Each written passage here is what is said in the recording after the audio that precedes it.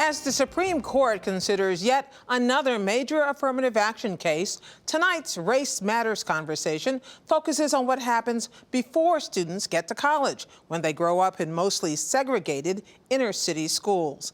PBS NewsHour special correspondent Charlayne Hunter-Gault is reporting a year-long series on solutions to the questions raised by race. Tonight, she talks with Pedro Noguera, a professor at the University of California, Los Angeles, who has found what can work. Despite an historic Supreme Court ruling some 61 years ago outlawing segregated schools, today huge numbers of students remain in separate and unequal schools, most in inner cities. But it doesn't have to be that way, says Pedro Noguera, director of the Center for the Study of School Transformation at UCLA. I met him in New York, where he was about to speak with a group of educators. Professor Noguera, thank you so much for joining us.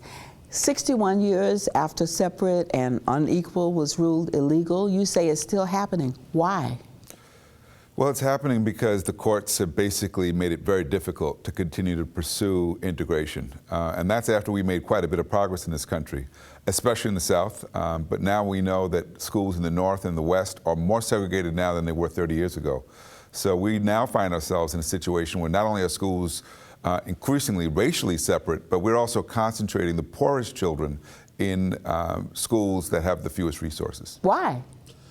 I would say it's a combination of lack of investment in schools that serve poor children and the fact that we have no longer the political will. But you have argued that separate schools play a role in perpetuating inequality, not just in the schools, but in general. They do. They do, because separate has still been unequal in education.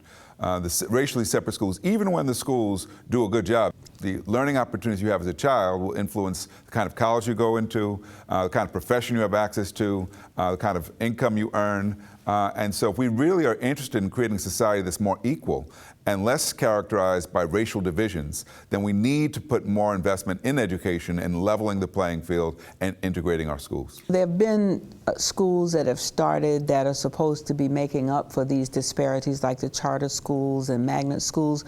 What impact are those kinds of schools having, though, on public education? Well, in fact, many of the charter schools are even more segregated than the public schools. Middle-class families, particularly middle-class African-American families, want integrated schools for their kids. Not long ago, Professor Raj Chetty told me about an experiment that took young people out of segregated communities into more integrated communities. But even he said that while those were successful, you needed to fix those within the community. Now, you have some solutions and some examples where that works. Yeah, and because we do have examples. You know, Tulsa, Oklahoma, for example. Here you have a city, very red state. The best high school in the city, Booker T. Washington, is 50% black. And it is a school that the entire city looks up to. That should be a model for the country. But why is it a school that everybody looks up to? Because of the quality of education it provides. You just said that there wasn't the will in these communities, so what happened in that case? Well, Tulsa, it's interesting, because Tulsa has a very ugly history. 1924, there was the race riots there, where the black community was burned to the ground, Greenwood. And there's been an effort, though, in Tulsa to invest in early childhood education. Every child gets quality early childhood education. Every school is a community school. How did it get to that point? Good question. John Hope Franklin, a great historian, was a leader in the effort in promoting the idea of reparations for black folks in Tulsa.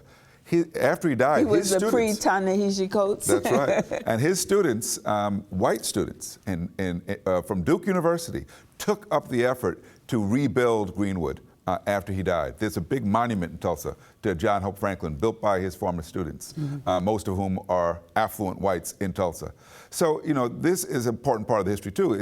We make our greatest advances when it's not just African Americans that are pushing the issue. When whites, when Latinos, when Asians, when the mosaic of America recognizes that we can be a better nation if we are working together, if we are serving each other's interests. And, you know, there are others like it in other parts of the country that are showing us that you don't have to wait until we solve the problem of poverty or inequality. You can do a lot in education now that would help to move our society forward. But one of the things you've talked about is how there are needs beyond just the basic education, particularly for urban students, and I guess you mean predominantly African American or children of color. Well, absolutely. There are many children in this country because we have the highest child poverty rates of all advanced nations. 22% of kids in this country come from families at or below the poverty level. So we have a lot of kids coming to school who are hungry, who don't have adequate housing, who have basic needs not being met.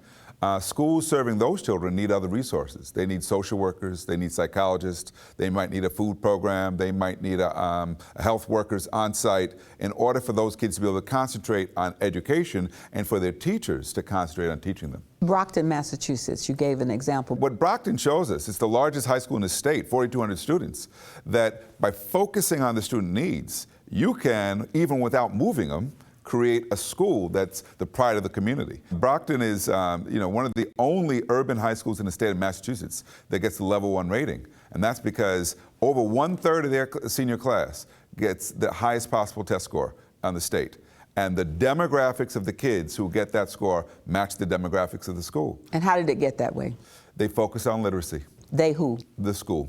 They make sure that every teacher, regardless of the subject they teach, is a teacher of literacy, whether it be science or math or art or music. Literacy is what's promoted because they understand that strong literacy skills, reading, writing, speaking, is a key to a strong education. And they've stuck with that for the last 15 years or more. And it shows in the results. How committed do you think America is to maintaining public education? I think we're at a crossroads. But I try to remind people, the public education system is the only system that accepts all children. If we don't educate our children well, we're all in trouble. The retirees, and we have a growing number of retirees in America, most of whom are white, are going to be increasingly dependent on a younger, more diverse workforce to support them in their retirement. So even if they don't really care about the kids, if they just care about themselves, they should be concerned about the future of public education. People who are concerned about their property values should be concerned about public education because the quality of the schools affects the value of your property. So we're all in this together, and that's what it takes, is we need leadership that gets people to see it's in our interest as a country to invest in our children, to invest in our schools. And we haven't had that for many years. Except in the places you mentioned. Yes, at the local level, you see it. So it's doable? It's doable. It's absolutely doable. And you're optimistic? Cautiously optimistic. Professor Noguera, thank you for joining us. Thank you, Charlene.